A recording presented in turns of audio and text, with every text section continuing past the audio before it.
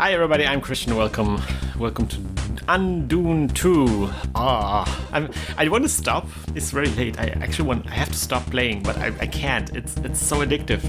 This is mission number 6.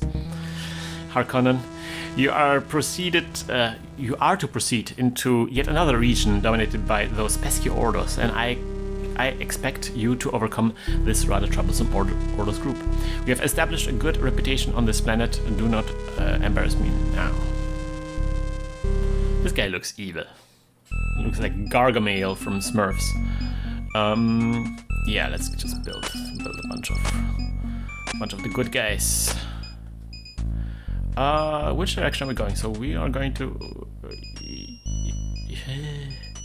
Yeah, that's okay. Last mission I was a bit stressed for room. I have to say something I really like about the Westwood style of RTS, and that's something I don't like about the StarCraft and Warcraft kind of stuff, the Blizzard stuff. I really love how well Westwood RTSs do the resource stuff. I think the resources, like the spice in this game, they work really well, and I feel like they in the Blizzard RTSs they feel like an afterthought. They feel like an excuse. I like that they have like 2 different resources in Warcraft from early on. Even like they had like the trees and everything. That was cool. Which kind of like in StarCraft became kind of like. They didn't have that. Like the trees were good. The trees were the good resource in Warcraft. But like the mines, like you would always build your main building right next to the mine, and that was it. Right, there was no strategic decision there. And that's the same with StarCraft. You would just build your HQ like directly at the minerals, exactly where they are, and that was it. That was all you ever thought about resources in those games. Like, of course, obviously not, but like in terms of logistics, you would of course consider, how many workers you sent in there. You would manage your resources for sure, but like in terms of the logistics of getting them, of how you get resources, it was kind of like very, very phoned in, I felt. And something I really like about Dune is that, the spice is there, but also there's a field there, and as you harvest it goes away, so it gets, the travel times get bigger. And you cannot just build your stuff directly on the spice, because you have to build it in this area, and that's not where the spice is. Like, I feel that's, and that explains why you have the harvester in the first place. I feel that makes a lot more sense. And later on in Command & Conquer, they had like the Tiberium, which is not quite the same thing, because you could, like, Tiberium was just like in the open, but then it kind of also makes sense, because the idea was that the Tiberium was radioactive, right? Or like there was something bad about the Tiberium, and so you couldn't just build your buildings inside the Tiberium, and that would explain why you have to have the harvester. Although I think in Dune it still makes the most sense. Like the fact that you have like these, islands, and then the thing that the harvesting is out there in the desert, far away from your base, and you have to drive out with your harvester and get that stuff. That seems more logical to me, and it also makes it strategically interesting, I think, because then the harvesters are vulnerable to attacks, and that's fun. I think that's a really fun dynamic that I feel subsequent RTS is kind of lost. Like in StarCraft, when your little units are collecting the minerals, they're doing so at the core of your base. That's what you build your base around. And sure, there's like things like, you can drop units in there and destroy the economy. But that's kind of like a very advanced tactic, like, or at least like it feels like you have to exploit some weakness in the defenses. Whereas here, in order to get the resources, you have to put yourself out there. You have to drive out with the harvester. Now, obviously, I'm kind of like enjoying the fact that the computer enemy is probably not smart enough to attack my harvesters. Like if I was playing against a human player, the harvesters would be much more vulnerable, and would probably like invest more in defending them. But generally, like the entire topography of the game, as it feels, I think, is more interesting in this game than it is in the Blizzard, for sure, in the Blizzard games. Right.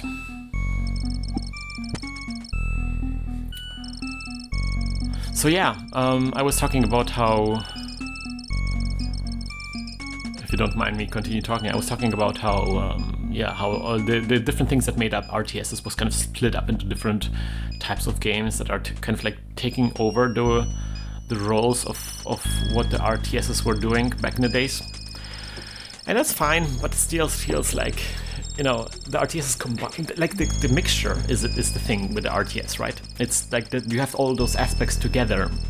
Like it's kind of like a cocktail of game mechanics, game concepts, and that's fun.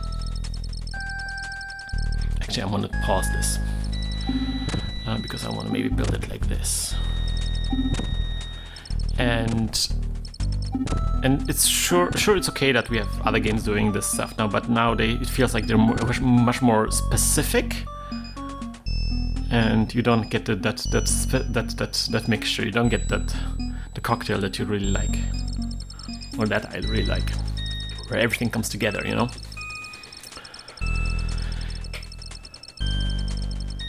Yeah.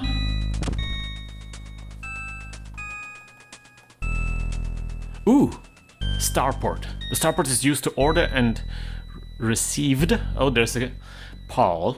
There's a typo. It said received, but it should be receiver. Shipments from Chuam.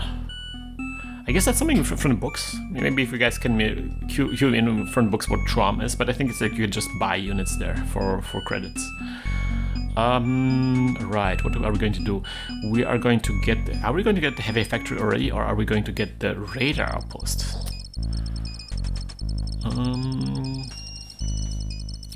Right, so yeah, we want to get the radar outpost because I'm not really sure where the enemy is. I guess it's not here, so it must be somewhere here, over there.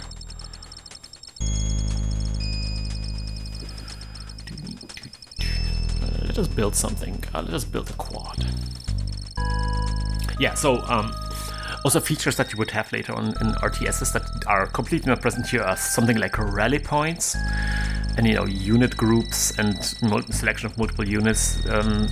They really allowed you to control, like this kind of automation really allowed you to control large groups of your own units, and that's definitely one of the enjoyment of the game. And yeah, they are missing out on that one, and they were missing out on that one in Dune. But it's, you know, it's the first of its kind to some extent. I mean, there were previous ones, but they were even more experimental than this one. And this is where it kind of hit the closest to kind of like this very specific mix. But they, like, if you imagine them doing this, right? Imagine them making this game. They just didn't know what was fun about this game. They didn't know that they were hitting this perfect balance, and they got so close. But they weren't sure what they were supposed to be optimizing for, so they didn't know that you would have to select multiple units. What is this? I thought war trooper facility. Oh, are we? Oh, we ran out of electricity. Okay. Let's build some. Let's make them staggered. Oh, look, rocket turret. Okay, that's good. Let's build the wind trap. Maybe I should build a third refinery. What do you guys think? Well, let's leave it there. Right? I just want to build up my base for now. So this time we were fighting the Orders, so I guess we're not gonna have to deal with the nasty Ornithopters. The Ornithopters were a bit of a disappointment in the Dune game, because they look mighty, because it's like, ooh, you can have airplanes, but they actually don't do a lot more damage. Like, you saw that they were attacking me, but I didn't care, you know, they didn't destroy anything. And in the books they're such a big deal, you know. in movie 2. So I always felt that was a bit disappointment. And then, of course, later Command & Conquer came out, and that had really good flying units. The flying unit's always a bit of a problem, because usually you expect airplanes to be really, really fast. And that doesn't really work well with the size of them that you're displaying, right? Like if that's a tank, you know, if airplanes would just zoom in through the entire map, and it would just like negate the scale of things in those games. It's fine. It's not too big, big of a deal. But yeah, they have to kind of.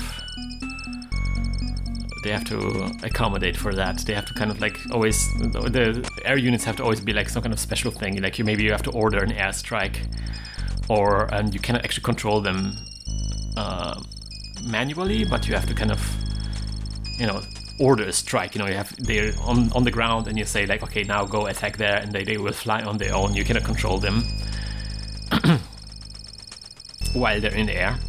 And the Command & Conquer had like these helicopters, these hovercraft helicopters, and they were really fun to play. And of course StarCraft has like lots of hovering units. It's kind of like the deal. Oh no, we don't have a silo. We have to build a silo. But now we're gonna get this finished quickly. So we can just plop it down. And then we're gonna build a silo. Build the silo. And then build the... we have the siege tank now, so that's the bigger tank. Oh, let's get the bigger tank then.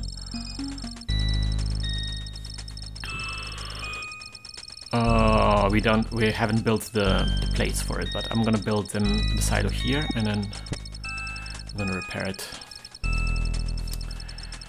Right, let's build some more plates here.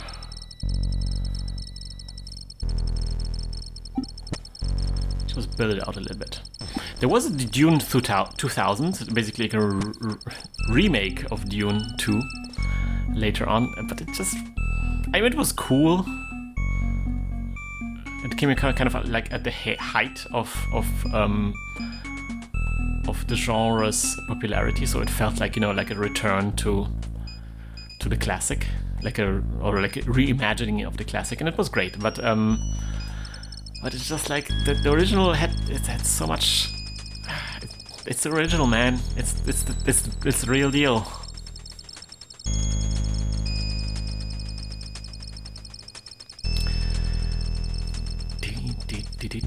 I should build. Oh, maybe we should build another harvester. Oh, look at this chunky boy. Oh, I love it. So good. Let's get the harvester going. Oh, look at this chunky boy. I love him. He's my son. I want to build a second heavy facility because I really love the heavy vehicles, and I feel like the quads are kind of like obsolete at this point. That's kind of like a big problem with RTSs. Oh yeah, so another genre that kind of like took over the enjoyment of RTSs, I feel, are the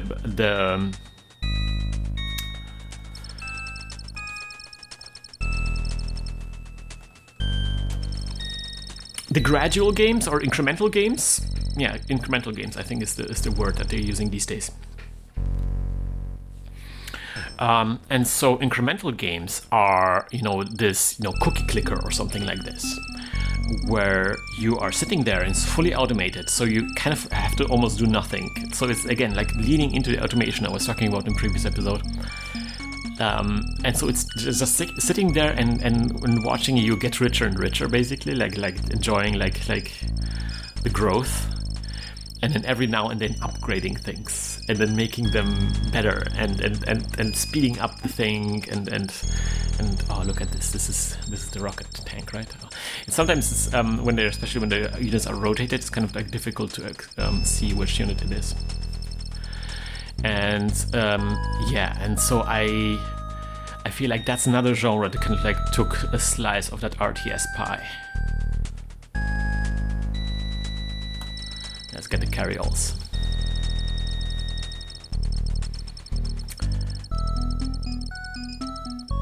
Yeah, just like the siege tanks and artillery, the rocket tanks, right? That's the winning combo. I feel like there is an enemy, like a unit limit, but I think the unit limit should be lower even. because it's like, oh yeah, but I have to get more. Where's the harvester gone? Oh, look, it's still going there. Did I build the carry all? Okay, then let's pause this. It's really bad that you don't really see if it's paused or not. Let's pause all of them.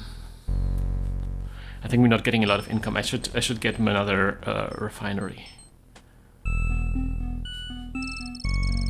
Ah, so this guy was harvesting. That's good. Oh, he was harvesting here, I guess. So maybe, and my next refinery should be on this side.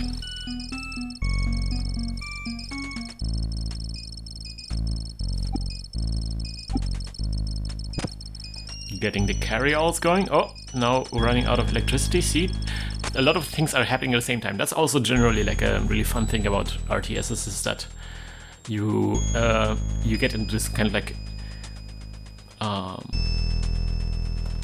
information overload kind of situations, whereas you have to like prioritize. You have to like, things are happening simultaneously. You know, RTS, right? And you don't have the time to hash them all out. And they quite often not really difficult choices, but they all need your attention. I kind of like already kind of hinted at this a little bit, and so again, talking about the things that the games are testing, what is the skill that they're testing, and I feel like this is kind of like this. I always thought about this. RTSs were felt like, how do you say this? So you could say that some of the games that we're playing are kind of like preparing children, or us generally, adults as well, for serious activities that we do with the same things that we're using to play with. So, for example, you construct, you build Legos, and then you learn about how construction works, and that makes you become an engineer in the future, or maybe at least like a worker. Somebody who builds things and repairs things and so forth. And I feel like RTSs are this thing for what we thought, or I think for an idea of what working with a computer is like, operating a computer is. Where is it? I'm looking for... There we go, Space is refined. Where it's about gathering information, about operating this live system, and about managing a lot of parallel things, a lot of like parallel processing. So basically, like simultaneous things are happening, and you have to keep an overview of the situation, keep an idea of what's happening at any given point, and being able to weigh the different priorities against each other. That's something that I felt like in the 90s was an idea of what computers will be like, I think, in the future. I don't think they necessarily played out this way.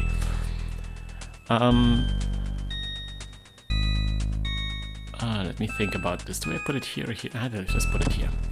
But I do feel that like this whole desktop metaphor, like we had like the... Okay, you can continue building these now.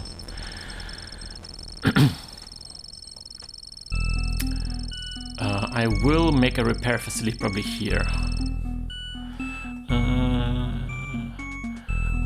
Oh yeah, on the spaceport. I want to build a spaceport too. Yeah, build everything, right? Yeah, build the repair facility. So, you had command line interfaces, and that kind of felt more like text adventures. The text adventures were kind of like teaching people how to use command line interfaces, or kind of like, let's say, text adventures were playing with command line interfaces. They were making games with this type of way of operating a PC, and then the desktop metaphor came out, like the old Windows system, not Windows 95, just Windows 3.1, or like the Mac desktop, and then that was this idea that you have, the programs wouldn't just run in full screen and you would launch a program at any given time, but now you would have like this desktop where there's multiple windows open at any given time, and you have multiple programs open at any given time, and you can operate multiple programs, resize them, show multiple things at the same time on the screen, and maybe operate them at the same time. Which, I mean, yes, that's what I'm doing right now.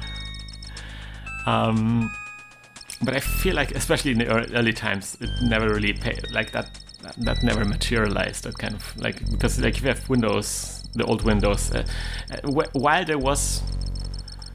we didn't have the internet yet, that was never necessary to do this kind of massive parallelism. That's something that came only later, I feel. But I feel like the RTSs were preparing us for the future, or we're trying to create a scenario where you have to do this, where you have to do multiple things at the same time, where there's multiple processes, like in Windows, running at the same time, and you have to keep track of them at the same time. You have to leap with your attention between the different places and be present at different places at the same time. That's my view of them. Okay, so I wanted to build the rockets. I wanted to build the starport, but I'm not sure how big it is. In the old game, they showed you a preview of how big a building is going to be, but they're not doing it here. I think it will fit in here, but it will block this axis. I don't want to keep this route kind of open, so maybe I will build it down there.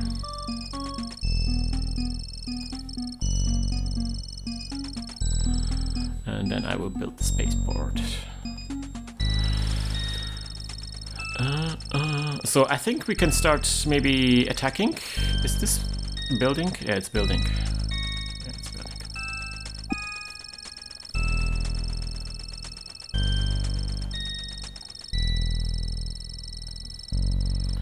Keep the facilities busy. There's a whole economy aspect to the RTSs, which you kind of learn when you get into especially competitive stuff, where it's if you're playing single player, it doesn't matter. You just build one of every building and then upgrade everything and then do a big attack. But if you're doing it, competitive way, you have to really optimize it. You build orders and everything, and then it really becomes a lesson into things like, oh man, this is big. Oh man, I guess I have to build it. Into things like sunken cost, or there's a what's the name of it's sunken cost, isn't it? Oh, opportunity cost. Building something, a facility, and then not using it is kind of then you could have built the facility later.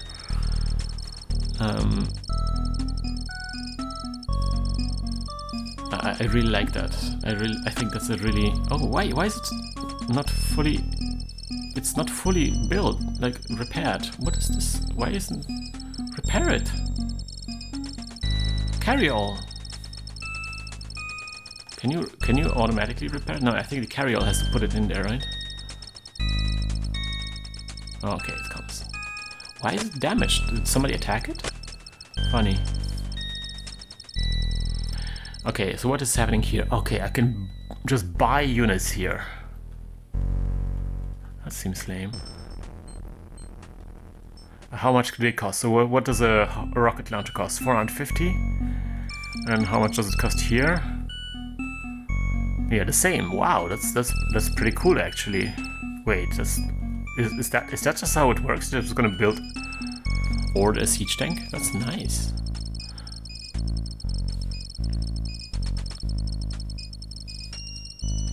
Do we need another wind trap? Oh, no, I built one already. Yeah, we definitely need another wind trap. Yeah, that was a problem. Okay, I think this should be enough. We should attack the enemy.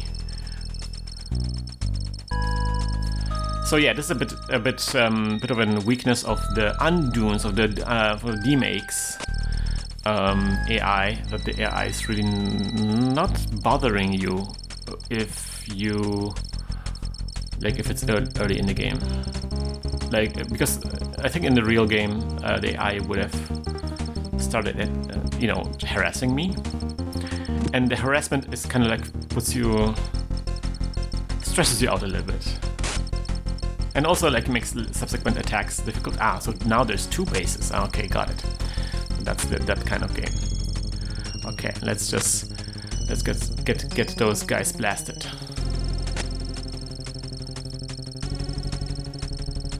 Let's move in with our tankies. Let's concentrate on the tanks first, because they are the ones that are, I presumably have a lot of health points. And then we're gonna get the rocket guys in here as well. The rocket guys are more the damage dealers. Oh, let's get this guy blasted. Oh, there's a tank in our base!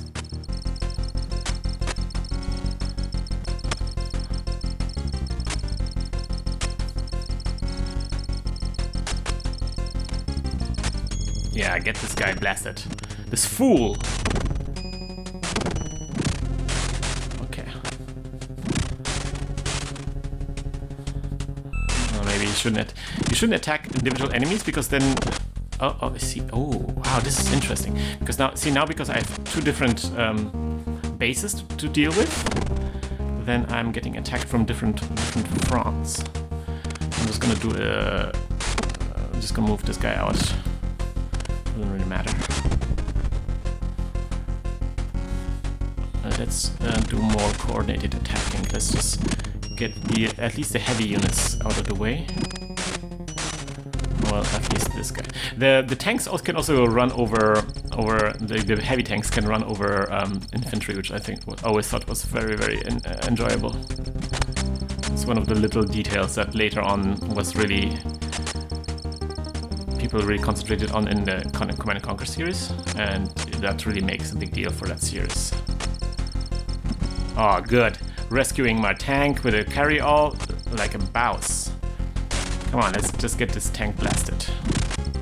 This 2, and then maybe this 2, and then maybe you can destroy this. Oh, no, wait. Actually, let's destroy the defenses. Destroying the defenses is a high priority, and then we can blast the repair facility here. Oh, is my base still alive? It is. So let us start building some things in the background. Did this thing arrive? I guess it did. Let's order another one.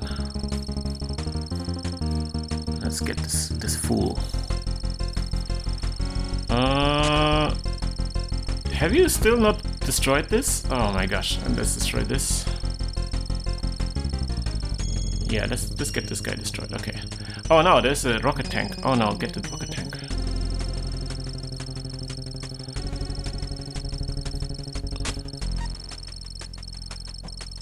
Oh man, there's more. Oh man, I have to really prioritize now. Okay, so because I'm running out of units, let's send some reinforcements.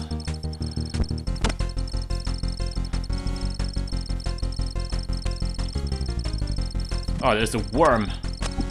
You have to really watch out, because the worm can actually dig under the rock. So I want to make sure that I don't have any major units sitting on the... Maybe this should go back to the base. Maybe it will get rescued by the carry-all at some point. And just focus on getting the people on the front lines. Maybe attacking this. Okay. Are we killing everything that we can catch? Oh yeah, let's just destroy this guy. And then destroy this guy, and then destroy this guy. There's everybody attacking everybody. So one thing that's a bit difficult with this version of the game is sometimes it's difficult to see what a unit is doing at any given point. Yes. Yes. I'm in your base, killing your dudes.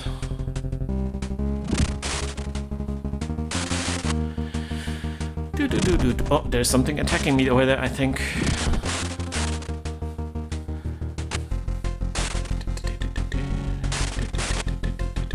Can you get repaired, please?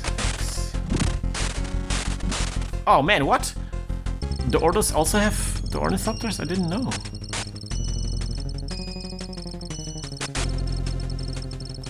Oh, my energy producing facilities are a bit. Oh, what? Oh, I thought maybe they destroyed something.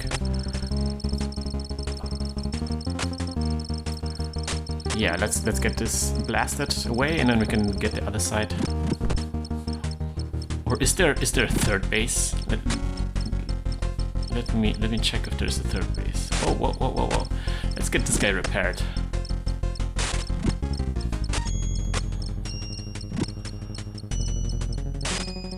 I think we're following somebody here, right?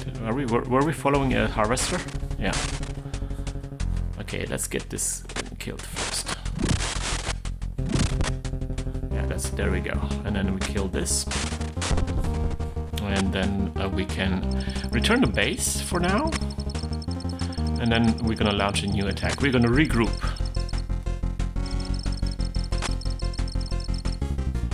I wonder if you can still like build adjacent to the walls. Like if just because there are walls there, they can rebuild this. That would be quite unfortunate. Oh man, what, they're attacking? I still haven't built the new rocket defense. Let's put the rocket defense. Maybe that will help against the ornithopters. Let's get the repaired units out there. Let's get the base repaired. Let's build more units. I want to build maybe a quad. Do we have a quad? Yeah, we have a quad. I want to scout out this place so we're not getting surprised by a hidden base somewhere. Oh, there's the harvesters.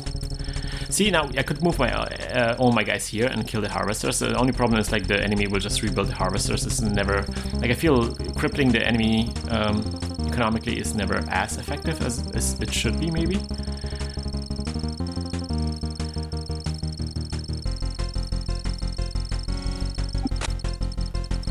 Get all the people up in the base.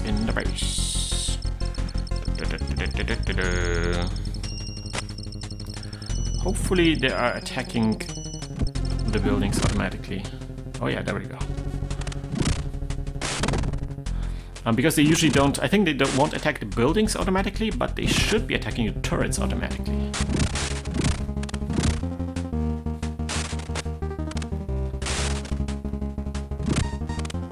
Oh, what a sad harvester. Wants to deliver to a base that no longer exists. Oh yeah, this base is more substantial actually. I'm gonna do a multi-plate. Maybe that's not a good idea to do an attack on the multiple fronts, but it's too late now. We're still attacking this, right? Oh no, don't attack the. I think we should do a little bit of a micromanagement here. Oh, maybe actually, maybe attack this. We want to destroy this tank for sure. Okay. Get this destroyed. I think that's a good thing to get destroyed. Oh, there's a. Oh man, the turrets are really difficult to see.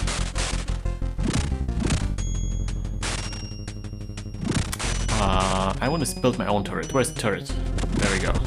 That should solve all of our problems now that we have the turret. Okay, now destroying this tank is very important. And then we're gonna destroy the refinery and then attack more buildings even.